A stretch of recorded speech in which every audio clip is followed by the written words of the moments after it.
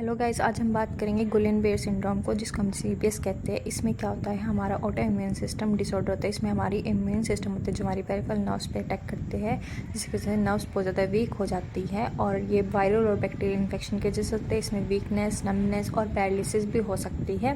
ये basically peripheral nerves इसमें involve होती है, पेरिफेरल नर्वस सिस्टम।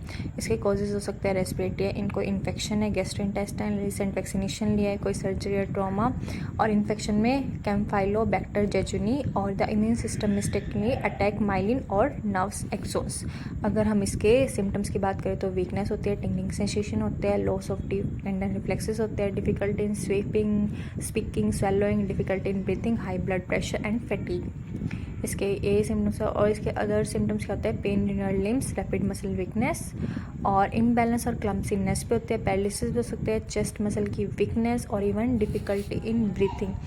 तो इसमें हमारी सेंसेशन भी लॉस हो सकती है या टिंगलिंग या एबनॉर्मल हमें सेंसेशंस महसूस होती है। ये सब इसके सिम्टम्स होते रहे, बहुत ज़्यादा विद टाइम सीवियर हो सकते हैं जैसे जैसे अटैक वगैरह ज़्यादा होता है। तो सिम्टम्स में क्या आते हैं ये हमने अब सब देख लिए। फेशियल वीकनेस पे हम पढ़ सकते हैं, इसमें ट्रबल, स्विकिंग और स्वेलिंग। सेवर केसेस में ब्रीथिंग डिफिकल्टीज रिक्वायर वेंटिलेशन और लॉस ऑफ रिफ्लेक्सेस हो सकता है। और फेशियल वीकनेस हमने देख ली, डिफिकल्टी इन वॉकिंग और क्लाइंबिंग स्टेयर्स। और इसके टाइप्स है। डायग्नोसिस में हम बात करें तो nerve conduction studies, EMG, lumbar puncture, clinical examination and history हम लेंगे। लंबर पंचर में हम सेरेब्राइन स्पाइनल फ्लूइड कंटेन करते हैं। मेडिकल में हम IV, IG, intravenous, immunoglobin, plasma मेरेफेसिस, प्लाज्मा एक्सचेंज, सपोर्टिव केयर हम दे सकते हैं। प्लाज्मा फेरेसिस में हम एंटीबॉडीज़ को रिमूव करेंगे जो कि अटैक करती है।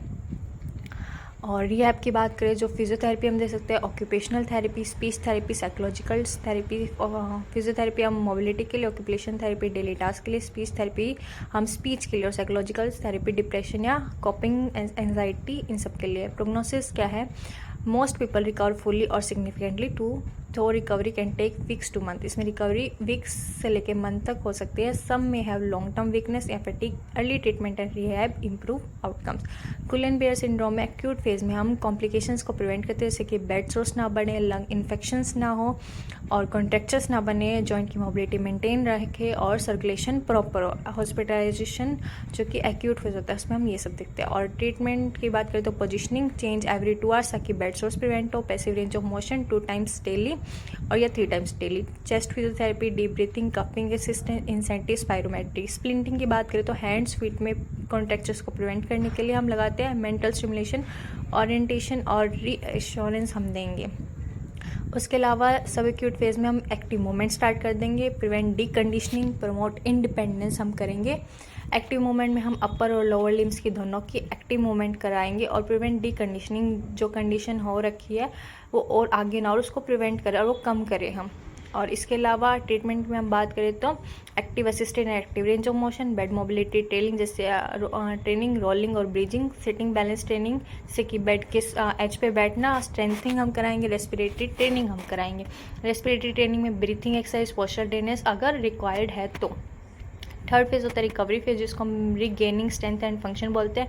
इसमें हम स्ट्रेंथ, एंडोरेंस और कोऑर्डिनेशन को इम्प्रूव करते हैं, हमारे गोल्स रहते हैं। और हमारा सबसे बड़ा गोल होता है कि पेशेंट अपने activities of daily life ADS खुद कर सके और रिस्टोर कर सके वॉकिंग को।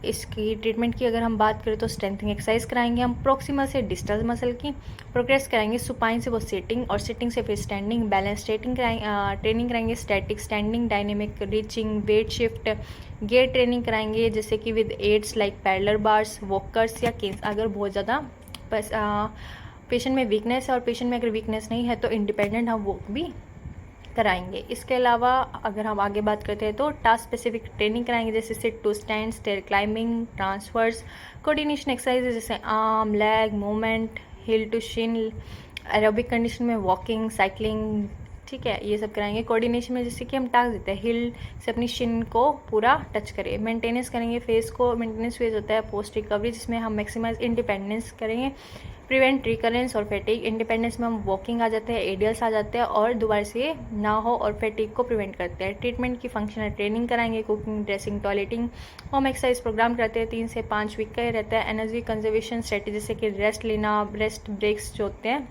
हर एक्सरसाइज के बाद, community, reentry, sport, return to work, school और हॉबीज़, काउंसलिंग अगर ज़रूरत है तो। और इसके अलावा अगर हम बात करें इंपॉर्टेंट टिप्स की, तो progress slowly, over exertion can delay recovery, हमें बहुत ज़्यादा पेशेंट को नहीं दिखाना है। मॉनिटर फैटिग, हमें देखते रहना है कि पेशेंट कितनी देर में थक रहा है। यूज असिस्टिव डिवाइसेस, हमें असिस्टिव डिवाइसेस का यूज़ करना है। और इंटरडिसिप्लिनरी केयर मतलब फिजियोथेरेपी और ओटी, स्पीच, न्यूरो, इन सब की भी